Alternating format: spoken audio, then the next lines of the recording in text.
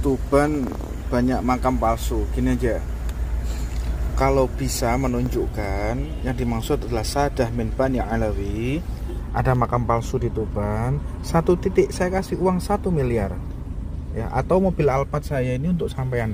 Kalau bisa menunjukkan makam kakek saya, Kiai Raden Badruddin Bawian dulu Dono Wodono Bawian, sekaligus sebagai juga penghulu.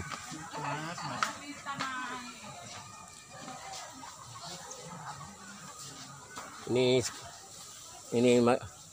sekarang banyak makam para Habib. Ini Habib Husin Ahmad Ba'agil, padahal dulu nggak ada. Sekarang banyak ditanduri makam-makam Habib. Kalau bisa menunjukkan yang dibuat oleh Sadah Ba'alawi di Tuban, ada makam palsu, ada pemakaman palsu, monggo silahkan. Nih Alphard nih buat sampean, hadiah buat sampean. Sombong banget kamu.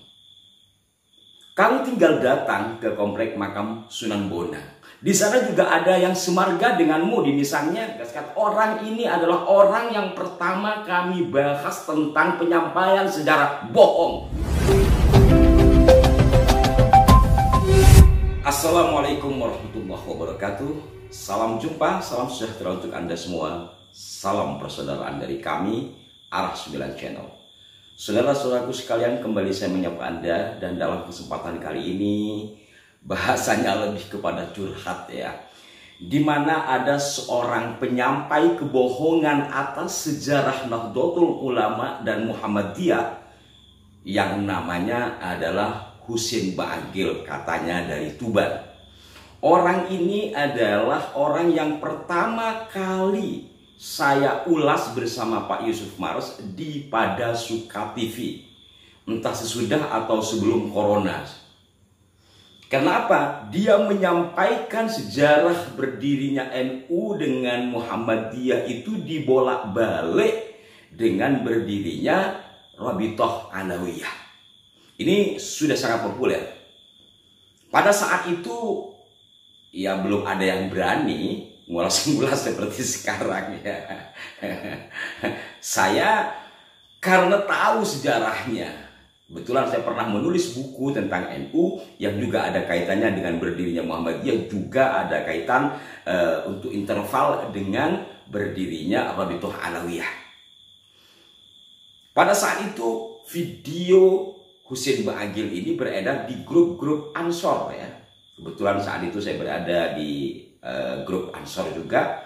Itu dipercaya, Habib cucu Nabi katanya. Masa ya bohong? Akhirnya di Pada Suka TV saya bongkar itu. Saya katakan pada saat itu ngawur. Dan kata ngawur itu menjadi kata kunci bagi Babe Aldo yang saat ini sangat kuar-kuar ya, menentang PWILS dan yang lainnya. Pada saat itu Aldo, mohon maaf saya tidak sebut Babe lagi karena sikapnya yang terlalu arogan. Aldo pada saat itu berseberangan dengan Husin. Si Husin ini kan pendukung Pak Jokowi, si Aldo berseberangan. Dicari kelemahan Husin. Entah benar mereka ini berseteru, entah sandiwara, ya nggak tahu lah. Yang pasti akhirnya video kami di Pada Suka TV ketika mengulas kebohongan sejarah yang disampaikan sama Husin Ba'agil ini di roasting sama si Aldo. Nah, belum lama ini beredar viral video dari Dek Husin ini yang memberi iming-iming mobil Alphard. Sekaya apa sih kamu, Dek? Dari mana kamu dapat duit beli Alphard? Kamu pengusaha ya? Sesombong itu kamu jadi penceramah hanya untuk membuat suasana menjadi semakin memanas terkait dengan maraknya pengaburan sejarah dan kuburan-kuburan palsu yang diantaranya diatasnamakan terhadap kaum Ba'alwi. Terlepas siapa pelakunya, mestinya kalau Anda ingin tahu makam-makam palsu yang beratas nama Ba'alwi, nggak perlu dengan sesombong itu mengatakan siapa yang dapat membuktikan saya kasih mobil Alphard. Sombong banget kamu. Kamu tinggal datang ke komplek makam Sunan Bonang. Di sana juga ada yang semarga denganmu di nisannya. Kamu tanya, kamu pastikan. Kalau itu benar-benar makam asli, datanya dari mana? Kamu sampaikan ke publik sebagai counter, sebagai penyeimbang. Kalau ternyata itu palsu, kamu tanggung jawab, semarga denganmu. Buang itu makam. Bukan lantas dengan menyampaikan kalimat-kalimat yang membuat suasana semakin tidak nyaman. Kalau kamu seorang penceramah, kamu seorang pendakwah, mestinya kan kembali kepada konsep dakwah. Bil mau'izatil hasanah, bil hikmah, kemudian wajadilhum billati hiya ahsan. Bukan menyombongkan diri seolah-olah kamu benar-benar orang kaya. Siapa yang bisa membuktikan bahwa di Tuban ada makam palsu atas nama Bali, kamu juga nyebut sadah. Wih, sombong banget. Mohon maaf kalau saya agak kasar ya, berbeda mungkin dengan edisi-edisi sebelumnya.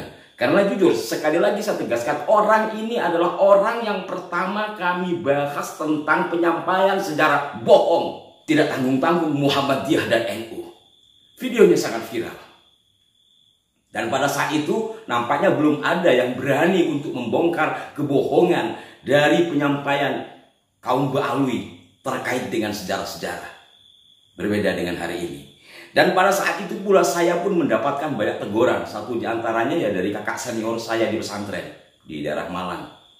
Saya di WA, dia katakan bahwa dia nyebutnya Habib Agil. Habib Agil ini Habib NU, dia berbeda dengan Habib-Habib yang lain. Gak paten, salah ya salah.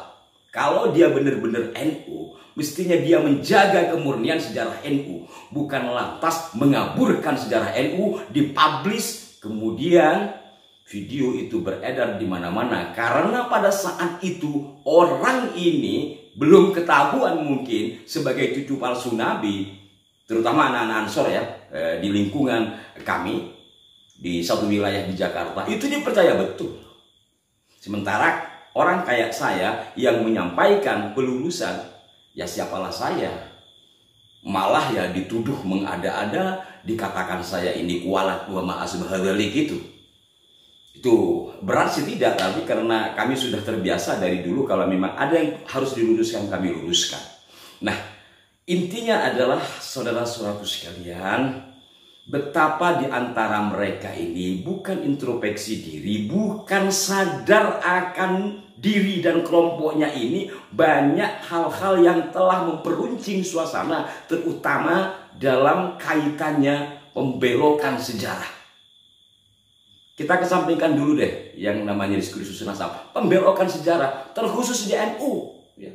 Berapa Habib yang telah membelokkan sejarah NU, mulai dari Abah Lutfi, kemudian ada lagi yang mengatasnamakan Al-Muhdor, kemudian orang ini juga, dan yang lain-lain lah, termasuk Bahar juga. Mestinya kalau punya kesadaran, apalagi mengaku diri sebagai bagian dari organisasi NU, ya walaupun PBNU-nya juga tidak bergerak banyak terkait dengan pengaburan sejarah, tumbuhkan dong kesadaran. Bukan lantas membuat sejarah palsu sendiri. Dan kembali kepada topiknya, bahwa apa yang disampaikan Dek Husin ini dengan menjanjikan alpat bagi yang bisa menunjukkan makam palsu yang di atas namakan kaum Ba'alwi. Satu adalah kesombongan, kedua tidak mau introspeksi diri, ketiga dia ngecengin.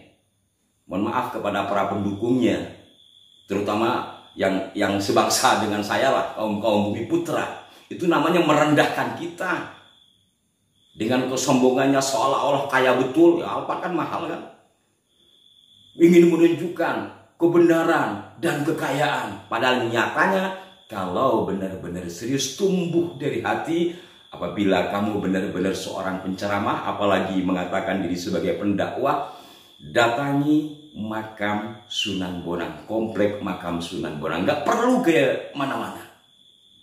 Di situ khusus saja yang ada margamu, khusus saja yang ada margamu.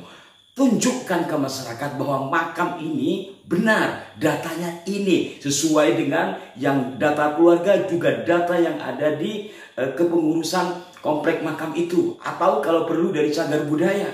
Tapi kalau tidak, katakan bahwa makam ini ternyata begini-begini, palsu karena datanya tidak sesuai atau apalah sifatnya.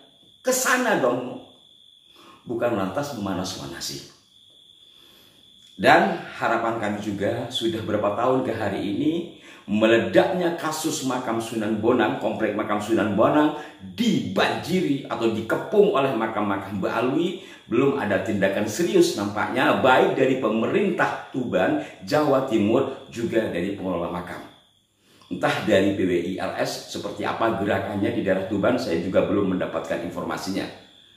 Masyarakat tentu membutuhkan informasi yang terang benderang terkait hal itu. Mungkin ada yang menanyakan, kenapa Anda tidak sendiri? Kenapa Arah 9 tidak turun ke sana? Segala sesuatu itu harus melihat secara kapasitas juga ya. Jadi siapa yang berkompeten, yang minim resiko dan sudah jelas bermutu, itu mestinya yang bergerak. Tentu di dalam hal ini yang memiliki kapasitas adalah pemerintah, pengelola makam, dan pihak-pihak keluarga yang namanya terdaftar dalam catatan komplek makam itu. Apalagi makam itu sudah bersitus cagar budaya. Kami sebagai media tentu menyuarakan agar tidak padam. Seringkali kasus-kasus itu padam, bahkan di-PTS-kan ketika tidak disuarakan. Kita berbagi tugas kami sebatas ini mampunya. Walaupun juga beberapa kali kami turun ke lapangan. Demikian, semoga bermanfaat. Salam hormat untuk semuanya. Salam juga buat Ning Husin, jangan terlalu sombong dirimu ya. Minta maaflah kamu sama orang-orang NU, sama orang Muhammadiyah, karena kamu juga telah membelokkan sejarah organisasi besar ini. Berikan masukan yang konstruktif. Sampai jumpa. Wassalamualaikum warahmatullahi wabarakatuh.